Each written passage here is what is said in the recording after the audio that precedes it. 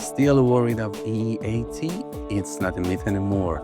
Let's dive deep into it today. Hello everyone, this is Matthew from Content in Life. Let's talk details. Okay, today we are talking about EEAT, and we don't want to freak out about this concept and this factor in search engines anymore.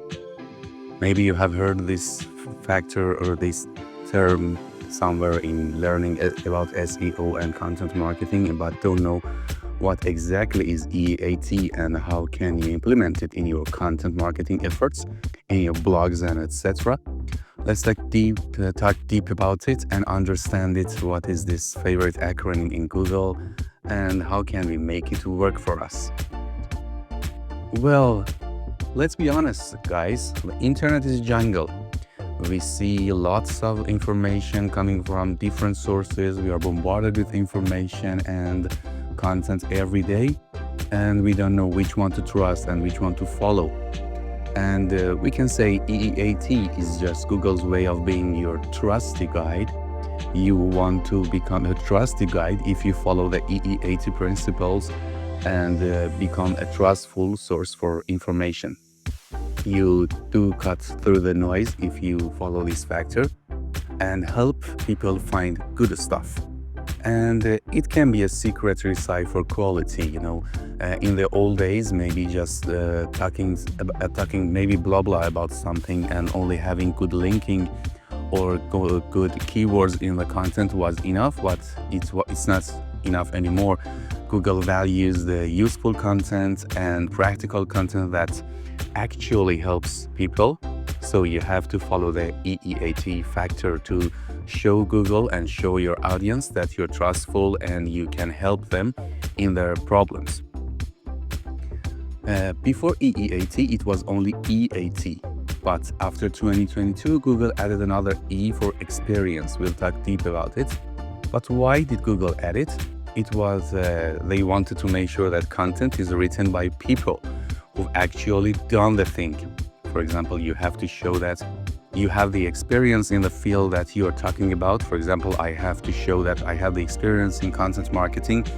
I have to somehow prove it in my content and other factors that I'll talk about it later, and show that I have the experience. I'm not talking about, I don't know, getting data from different sources and putting them together. It has to have a sense of experience in it. Let's talk it better. For example, I have to show that I have dirtied my hands before and I have done some things related to this topic that I'm talking about.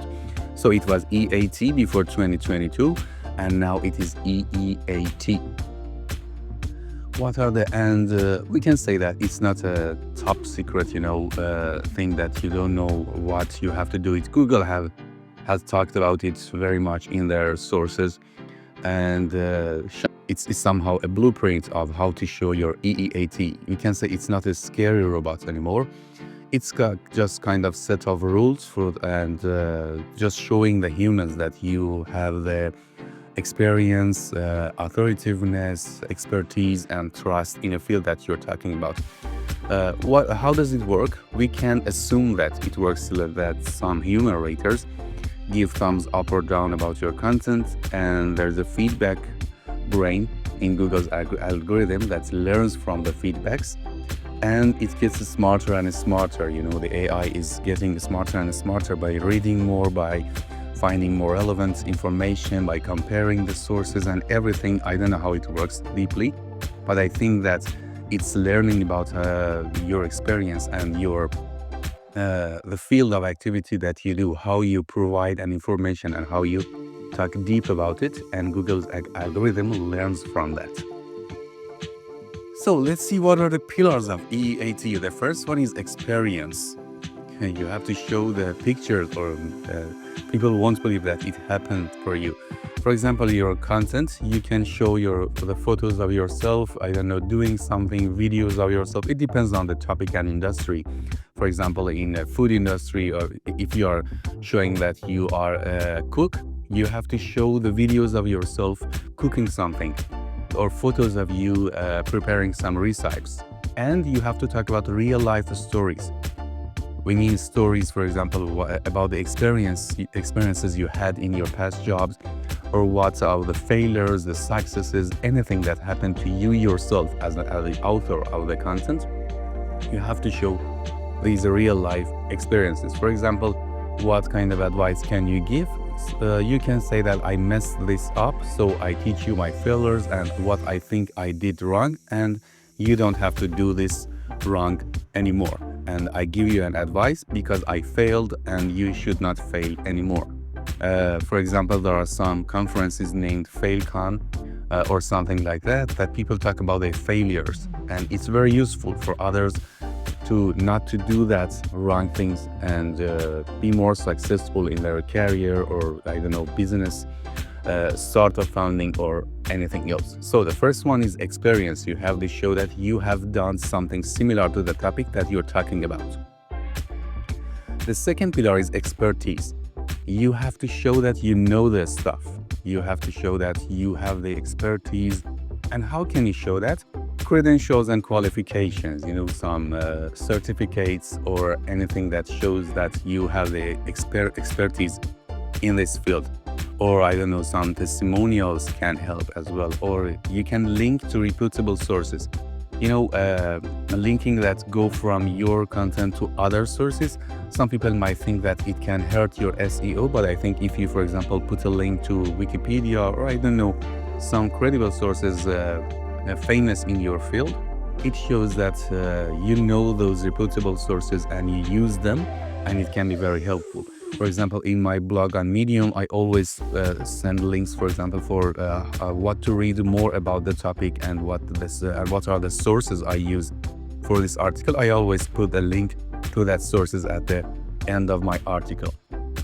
And one of the best things is that you find an expert who double check your content, and you can put their testimonials or their ideas, some quotes from them. People who are known in your industry, it's good to put the quotes or ideas about your content between your content and show that you have worked with them. It shows your expertise and you're willing to work with experts in your field. The third pillar is the authoritativeness. Are you the go-to person? Are you the one that people can trust and can somehow your authority in the field, and people come to you for their problems, they get consultation from you? What can you show what can you put in your content to show the authoritativeness?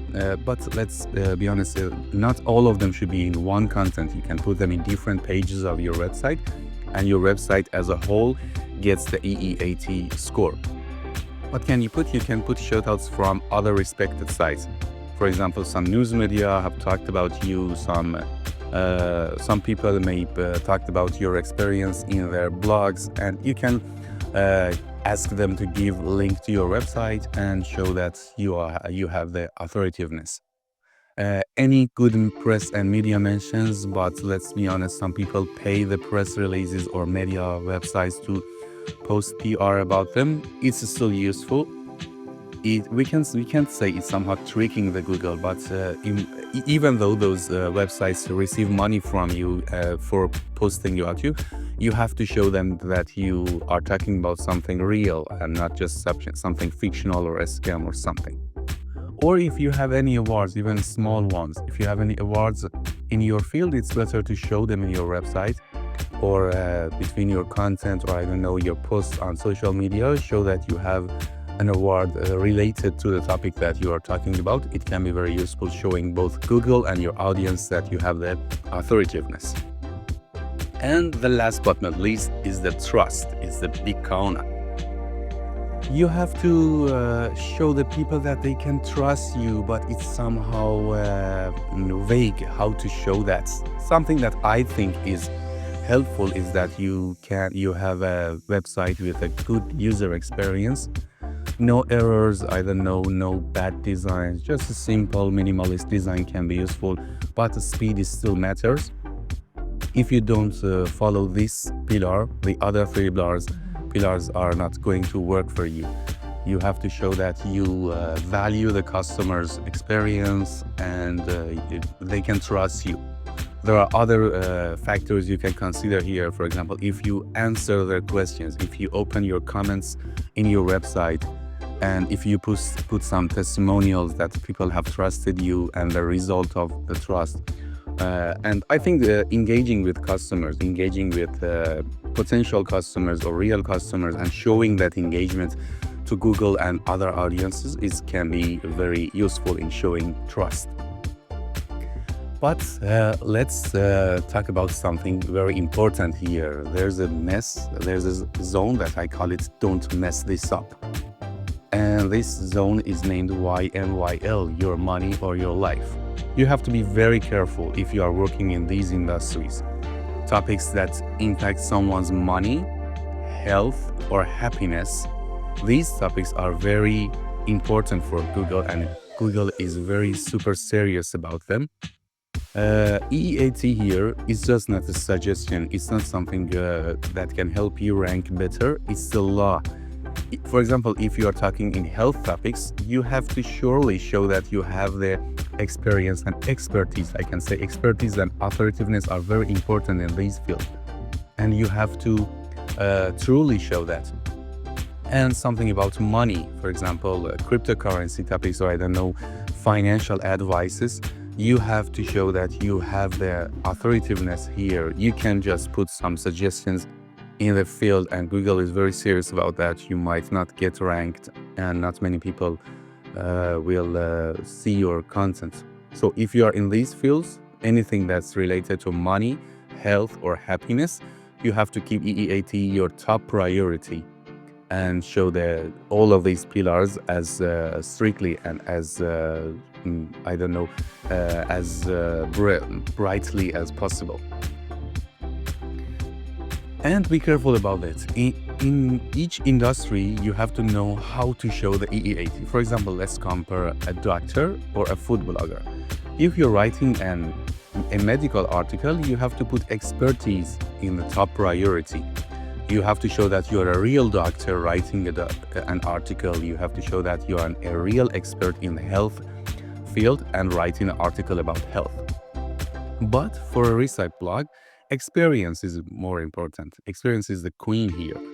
You have to show that you are a real person, not just for some research from AI or something similar. And you have to show that you have baked some cookies, or I don't know, some meal or anything. You have to show your experience, that you have worked enough in this field, and it's more important than expertise here. But for the medical or something related to money or something similar, expertise is the key. So let's talk about the checkup. How can we check that we have done everything for the EEAT? You have to do many things, tidying up your website, beefing up your content, and making sure online reputation is sparkling. How can we do that? First, for the on-site, you have to know that you have About Us page, and you have page for every of your authors. You can have a category in your website. For example, is yourdomain.com/authors/Matthew. And it should have a bio, it should have real picture, I don't know, link to their social media, Instagram, Twitter, LinkedIn, and talk about their bios, their experience, their expertise. It's very useful. For your content, you have to show that your content is fresh, is accurate, it has up-to-date data. I talked about updating your content in another video. I will put the link up here. And you have to link to solid sources, reputable sources, Wikipedia or any other useful source in your industry. And for reputation, you have to show that you respond to reviews, even the grumpy ones, even those who are angry about your services, even those who don't like your content. You have to respond to them. You have to answer the questions, somehow help them, or I don't know, showing that you value them, you take care of them, and you want to help them. So don't forget these checkups in your website. If you haven't done this, it's better to start it today, not tomorrow. It's very critical to showing that you have the EEAT in your field. And let's talk about AI. And does it hurt our EEAT factor? We can say that not everything AI is bad, but you have to add some sense of humanity to it. You have to show that there's a human brain behind your website, behind your content, behind your offerings. And human brains is still the superpower. And I believe that even in the coming years, although AI is going to do many things, but still, if you show that there's a real person behind the content, it can be a superpower. You can compete easier. You can use AI as your sidekick, not the hero.